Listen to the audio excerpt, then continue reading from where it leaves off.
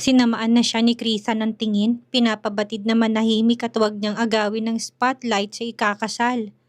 Panina kasi ang singhot ni Nati noon na hindi na maintindihan ang sinasabi niyang vow. Malamang sa kanilang mga napagdaanan ni Gaston, hindi ba siya maiiyak? Ang daming obstacles nila at struggles, lalo pat pamali-maling desisyon ng dating governor. Worth it naman talagang iyakan dahil hanggang ngayon, sila pa rin ang naging endgame. Hindi yun maintindihan ni Nick ngayon dahil syempre, okay din sila ni Krisa. Sorry na po, tatahimik na. Zipper pa ni Nick sa kanyang bibig na nilingon ng tatlong anak na masama na rin ang tingin sa kanya. Para siyang batang nahuli na may ginagawang masama. Naging masaya ang lahat sa reception. Puno ng kasiyahan ng villa ng araw na yon hanggang sa gabi. Ang iba sa mga relatives ng dalawang pamilya ay nagpaalam na't maging ang mga kilalang bisita. Ang iba naman inanatili pa hanggang sa lumubog ang araw at sumapit ang gabi. Nagpresenta sina Nick at Krisa na sa kanila na lang muna mamalagi ang dalawa nilang anak para ibigay ang gabing yon sa kanilang unang gabi bilang muling mag-asawa.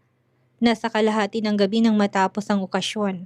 Nag-uwian ng lahat ng mga bisita at silang mag-asawa na lang ang natira maliban sa mga maid na sinabihan nilang kinabukasan na lang maglinis ng mga naging kalat, lalo na sa garden at likurang bahagi ng villa. Patama ng katawan ni Nati, hindi niya na mahintay pa na buksan ang mga regalo sa kanila na nakatambak sa loob ng bakanting silid. Doon nila lahat pinadala yon para isahan kung maisipan na nilang buksan ito. Bakit hindi mo ako hinintay? Tanong ni Gaston na biglang pumasok sa silid. Makikita sa lakad niya na medyo umiepekto ng tama ng alak sa katawan niya. Hindi naman kasi niya matanggihan ang mga tagay sa kanya ng bawat table ng mga bisitang nilalapitan niya upang kamustahin ang experience sa kasal nila. Napahawak na si Nati sa kanyang dibdib. Bigla kasing nanggulat ang asawa na hindi niya inasahang papasok to. Galing to sa kabilang silid at hinahanap siya kung saan pumunta.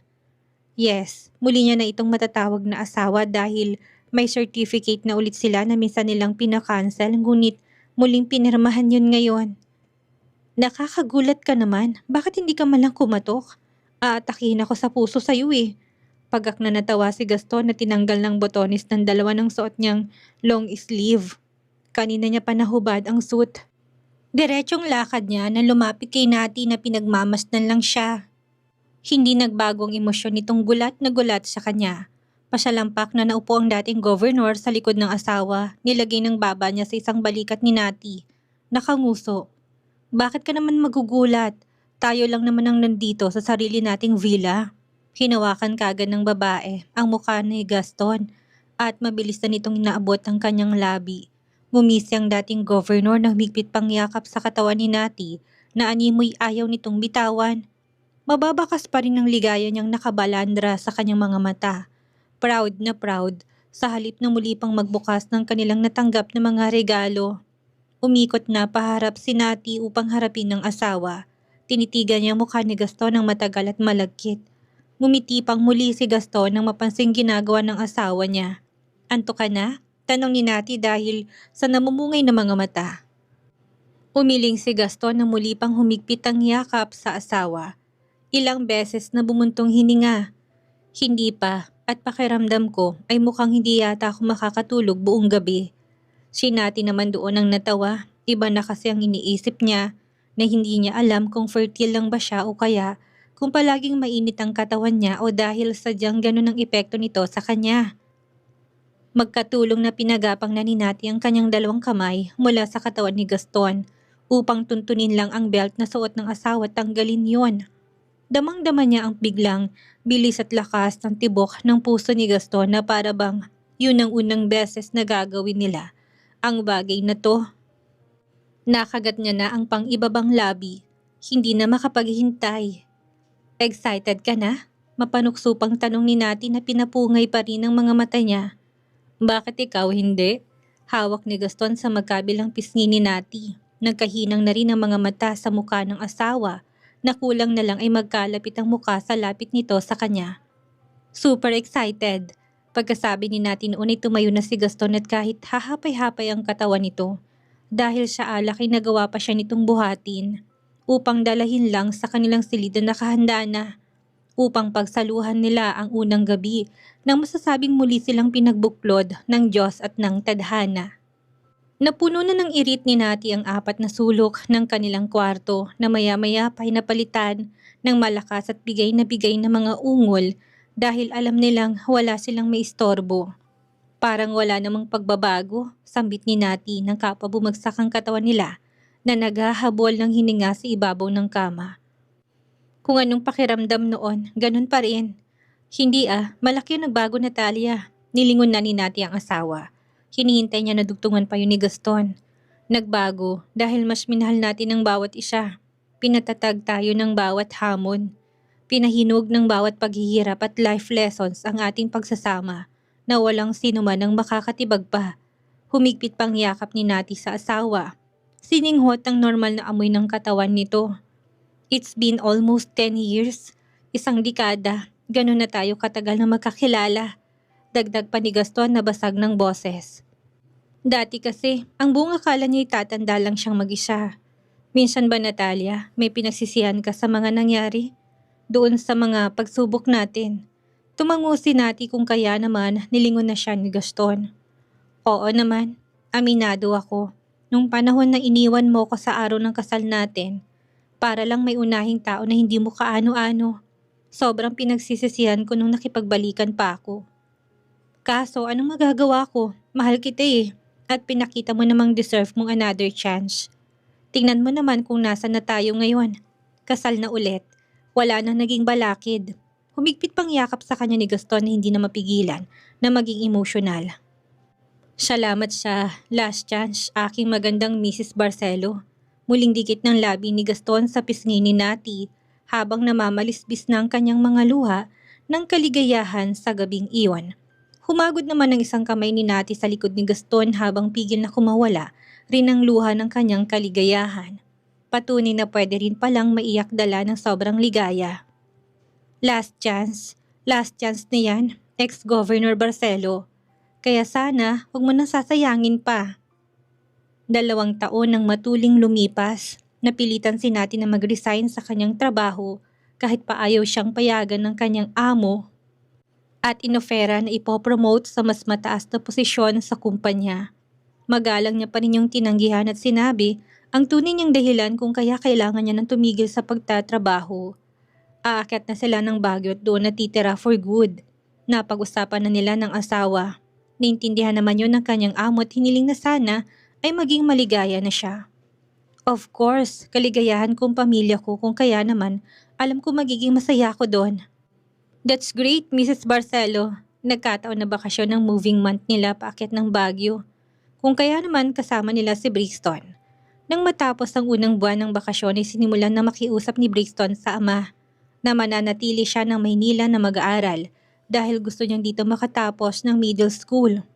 Walang pag-atubili na mariing tinutulan yun ni Gaston. Hindi niya sinabing pag-iisipan niya ang hiling ng panganay na anak. Hindi pwede ang gusto mo, Brixton. Kung nasan kami ng mommy mo at kapatid mong si Gavi, dapat naroon ka rin. Ganun ang pamilya. Dapat buo at laging magkakasama. Naiintindihan mo, Natalio? Hanggat maari ayaw ng dating governor na may mapahiwalay sa kanyang mga anak. Dadalawa na nga lang sila tapos hahayaan niya pang bumukod ang isa. Hindi siya kagaya ni Nick na nais na maagang maging independent ang mga anak nila ni Krisa. Ang gusto niya, kung hanggang kailan nila gustong manirahan kasama silang mag-asawa ay ayos lang sa kanya, kahit na may pamilya na sila. Marahil ay dala yun ng late na siyang nag-asawa kung kaya naman ganun ang pananaw niya pagdating sa mga anak nila. Daddy please, payagan mo na ako. Kada bakasyon naman ay aakyat ako dito. Dito ako, please. Umiling pa rin si Gaston na ayaw pumayag sa gusto ng anak. Ang prinsipyo niya ay kahit na lumuha pa ng dugo ang anak, hindi siya kailanman papayag. Malamig sa lugar, hindi mainit at gaanong polluted kagaya ng Maynila. Ngunit hindi niya maintindihan kung bakit ayaw ni Brixton na manatili sa lugar na kinalakihan. Daddy, tapos na ang usapan natin tungkol dito, Brixton. Huwag matigas ang ulo mo. Matanda na ako, tapos ayaw mo ako makasama sa isang bubong? Patanda na kami ng patanda ng mommy mo. Minsan lang ito. Tinikom na ni Brixton ang bibig niya, nilingon ng ina habang nagdurugo ang kanyang puso. Wala namang magawa si Nati. Ayaw niyang sumabat. Iginagalang niyang desisyon ng kanyang asawa. Mommy, lingon na ni Brixton sa kanya. Malapit ng panibagong simula noon ang klase at kailangan ni Brixton na mag-enroll. Kung hindi ay malilate siya.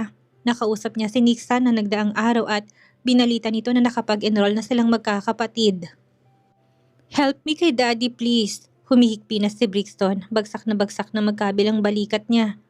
Hindi niya naman magawang i-involve ang kanyang lola Josefina dahil pihadong mas magagalit ang kanyang ama kapag sumausaw pang matanda.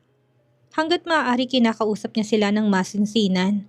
Tinanggap niya ng tissue na inabot ni Gavi habang nakikiramay ang malungkot nitong mga mata. Kuya, bakit gusto mo kasi sa Maynila? Tama si Daddy, ayaw mo ba kaming kasama? Hindi siya pinansin ni Brixton na tumalikod na.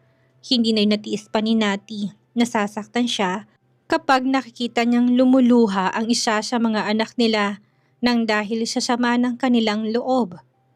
Brixton, susubukan kong kausapin ng Daddy pero hindi ko maipapangako na mapapapayag ko siya. Bumuhos pang luha ni Brixton nang humarap na ito. Patakbo na siyang lumapit sa ina upang yumakap. Naniniwala siya na kapag ang ina na nakipag-usap sa ama, makukuha niya ang gusto niya.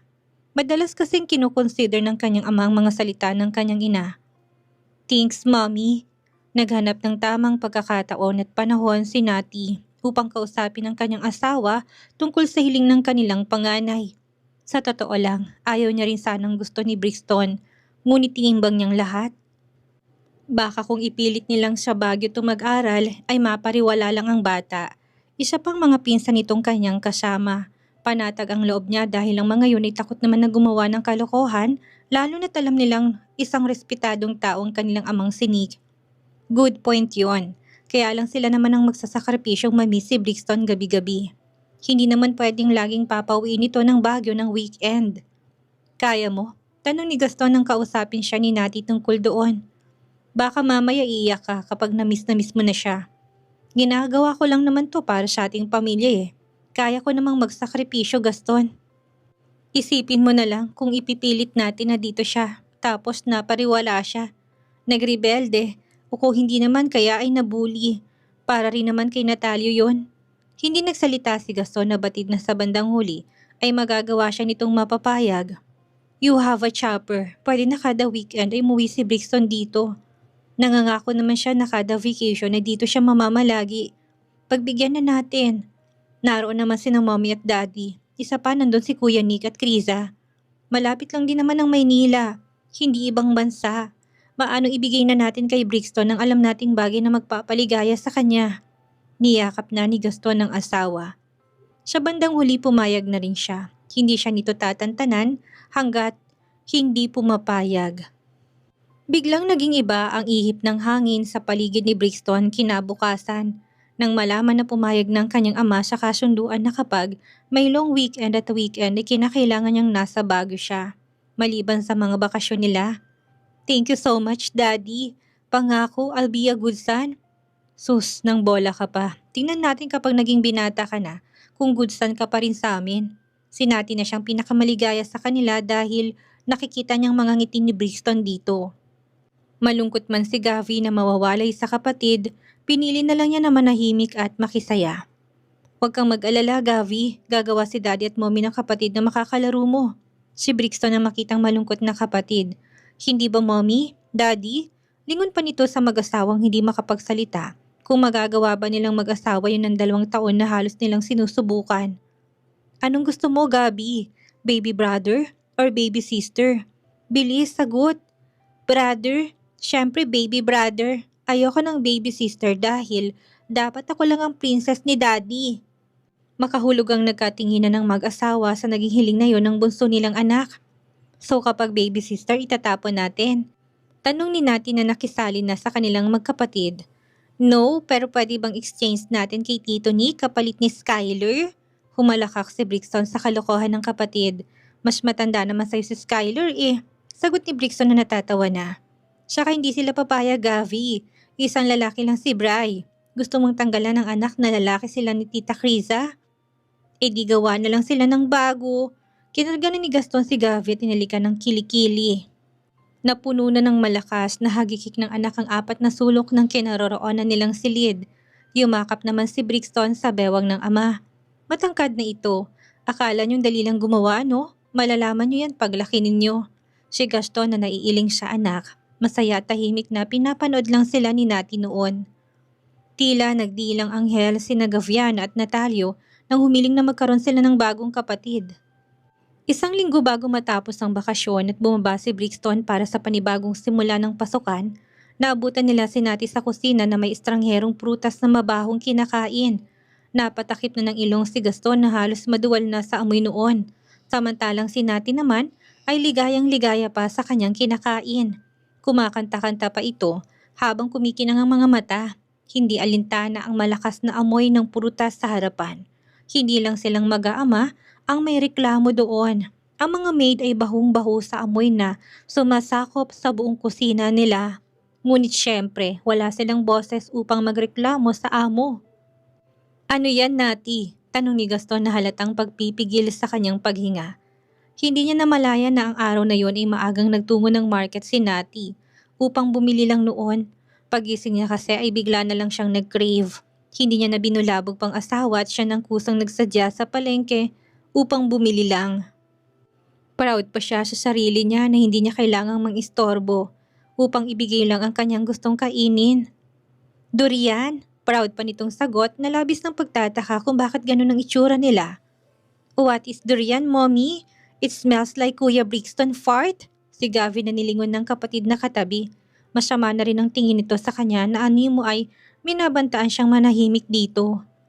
Ano nga may utot ko? Alam mo ko anong kaamoy niya, Gavi? Poop mo! Higanti ni Brixton na noon lang din nakakita na may ganun palang prutas. Hindi kasi sila dito na-expose ni minsan. Napanganga ang bibig ni Gavi nang marinig ang sinabi ng kanyang kapatid. Namula na kaagad ang kanyang mga mata. Nagbabadyang umiyak dahil ipinahiya siya doon ng malala nito. Nagbibiro lang naman si Brixton. Hindi niya alam na seseryosohin pala yun ng kapatid. Kinagat na niyang labi habang nakatingin pa rin ang mga mata niya na mas lumungkot sa sinabi ni Brixton. Bakit hindi mo sa labas kainin yan? It's a smelly fruit, Nati. Gusto mo maging amoy durian ang buong mansyon ni Mama? Si Gaston hindi pa rin naintindihan kung bakit ako kumakain ng nasabing prutas. I mean, hindi mo ba naaamoy? Ang baho-baho. Hindi maintindihang amoy. Nilibot ni Nati ang kanyang paningin sa kanila, rumihiso na kaagad ng pagiging dismayado. Pinakita niyang masama ang loob niya. Kinakain niya yon tapos kung ano-anong maririnig niya. It's not the first time na kumain siya nito. Nakalimutan niya nga palang sa mansyon ng mga bentacord sila minsang meron noon. Minsan lang dahil nga sa amoy nito. Ganun pa man, hindi naman ganun ang reaksyon ng kanyang mga kasama. Unlike ngayon na parang kasalanan niya eh. Para sa kanya kasing halimuyak lang naman to ng langkang hinog. Binaba niya ng hawak niyang tinidor sa gilid ng plato at nagpunas na ng kamay niya sa ply ng tissue. Grabe kayo sa akin ah. Pagkain to, tapos ginaganyan niyo. Sa gusto ko nitong kumain. Parang batang astani natin na kinagulat ng lahat ng naruroon. Ako ba talaga may gusto na kainin to? Akala ko pa naman magiging masaya kayo sa ibabalita ko. Nagkakamali pala ako. Pagkasabi nun ni Pamarcha na siyang umalis ngunit kagad naman siyang hinarangan ng asawa. Nati, bitawan mo ko. Angil nang hawakan siya nito sa kanyang isang braso. Yung excited sa mga mata ni Nati kanina'y biglang naglaho na parang ilaw ng alitap-tap na biglang namatay. Basa na kaagad ang kanyang mga mata. Nartaranta pang lalo si Gaston kung kaya naman binatawan niya ng braso nito at hinayaan tong tuluyang mag-walk out sa harap nila. Tiningnan ni Gaston ang ina na hindi rin alam ang tunay na nangyayari dahil kabababa pa lang ni Doña Josefina at may kumusyong nagaganap sa pamilyang kasulok. Hindi nakatiis ay sinundan niya si Nati na umakyat na ng hagdan. Batid niyang magtutungo to ng kanilang silid. Pagbukas niya ng pintuan ni nakita niya itong nakadapa. Halatang umiiyak sa galaw ng balikat. Nati, sorry. I'm not crying. Umalis ka na. Nakabis ng kanyang asawa ng araw na yon na may mahalagang pupuntahan. Aasikasuhin niyang magiging head office niya na muling inilipat sa Baguio dahil doon na sila nakatira. Dinala niya yon sa Batangas dahil pinili nilang doon manatili pagkatapos ng kanilang kasal. 2 years ago, buwan ng lumipas para maasikaso niya yun ng tuluyan. Kakain lang siya taalis na pero batid niya na magiging busy siya ng araw na yon. Alam naman to ni Nati. Napag-usapan na nila. I'm really sorry baby. Lambing pa ni Gaston na lumapit na sa kanilang kama. Marahang hinagod ang kanyang likod bilang paglalambing niya sa asawa. Nabigla lang naman ako kanina. Agad na nitong binangon upang yakapin lang. Sumisingot habang namumulang buong mukha na tinignan ni Nati ang asawa. Para siyang batang nagtampo. Sa pintuan ng kanilang silid ay tahimik na nakasilip sina Brixton at Gavi na halatang natatakot sa kanilang lumapit at nakikiosyoso lang mula sa malayo. Batid nilang dalawa na nasaktan nila ang damdamin ng kanilang ina sa naging reaksyon nila at guilty sila na makikita sa mga mata nila. Isa sila sa nakadagdag stress pa. Nagulat lang ako, hindi ko naman sinasadya. Marahang haplos pa ni Gaston sa ulo ni Nati. Tumango si Nati, mabilis naman siyang magpatawad. Kinuha niyang papel sa kanyang likuran upang ipakita yun sa asawa. Kahapon pa sana niya yun ipapakita kaso nga lang ay nakalimutan niya. Kanina lang din naalala. Ultrasound lang naman yun. Buntis siya at naglilihi na siya noon. Ano to? Yan ang dahilan kung bakit ako kumakain ng smelly fruit na sinasabi mo.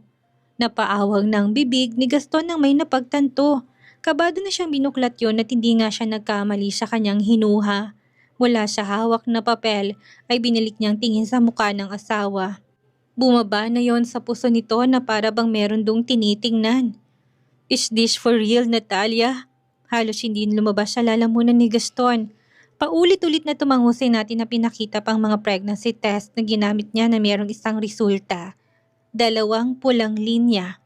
Positive, buntis na muli si Natalia Bentacourt. Holy shit! Bulalas pa ni Gaston na hindi makapaniwala. Ilang beses niya pang sinapak ang pisngi at baka nasa panaginip lang siya. Nang mga sandaling yun. Nagbunga ng pagod natin. Paulit-ulit na tumango si Nati. Nakangiti na. Wala nang busangot at tampo kanina sa muka. Oo, buntis ako.